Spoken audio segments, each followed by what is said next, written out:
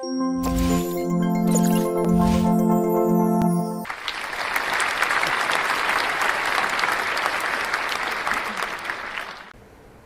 have a dream. It is a famous quote said by Martin Luther King Jr., and I'm sure it resonates with most of us here and all of you watching.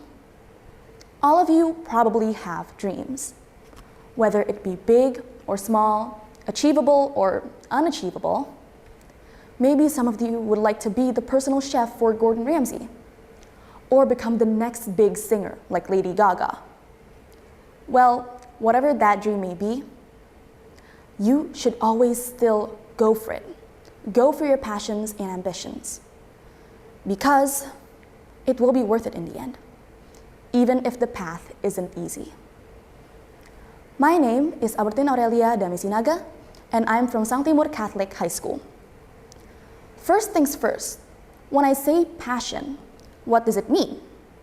Well, according to the Merriam-Webster dictionary, passion is a feeling that is ungovernable.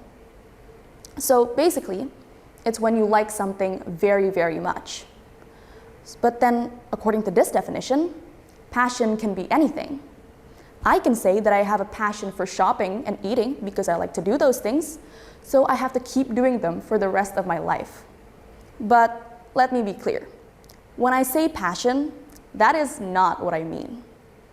For me, passion is something that you not only enjoy doing, but can be of use to you in your future. So maybe it can act as a job or occupation. But what does it not being easy to achieve mean? Is it just hard to do or unattainable? Well, personally, I don't think you should go for your passions if they're physically or mentally impossible for you, or if they're just irrational. For example, a disabled man can't dream of becoming an Olympic runner. That is a fact. He can become a Paralympic runner, sure, but not an Olympic one.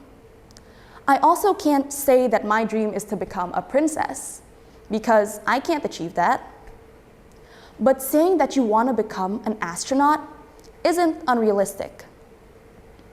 Unfortunately, nowadays, kids give up on their dreams way too easily, even though they dream big at first.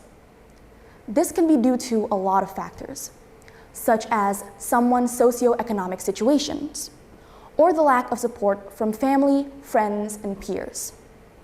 Sadly, but unsurprisingly, it is true.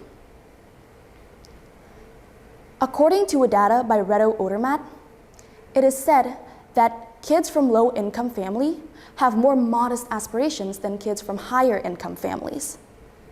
This study shows that just at the age of 7, 22% of kids from the bottom fifth families dream of pursuing higher education. Meanwhile, 40% of the kids from top fifth families said the same thing. That's a whopping 18% in difference. The lack of support from family and friends could also contribute. This makes kids fear of failure and fear that they disappoint their parents, even though that might not be true and they might become successful in the future. And I'm speaking from experience. I have a lot of friends who are now learning and studying to become doctors in the future.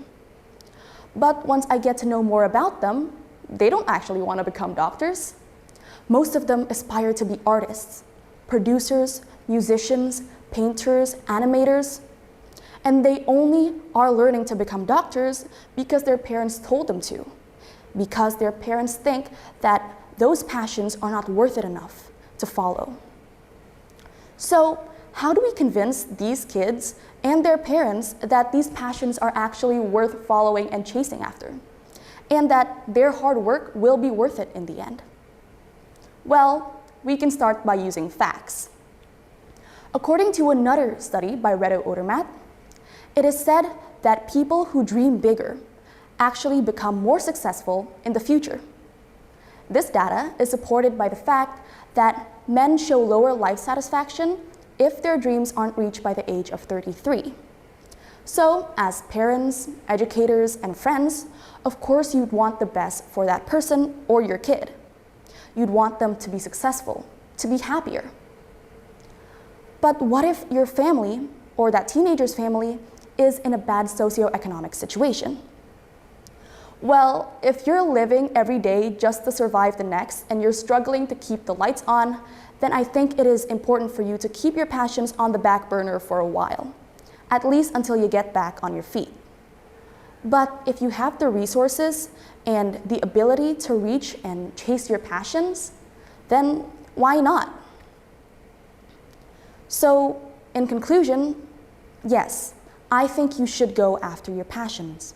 Even though it might not seem worth it now, the hard work will definitely pay off.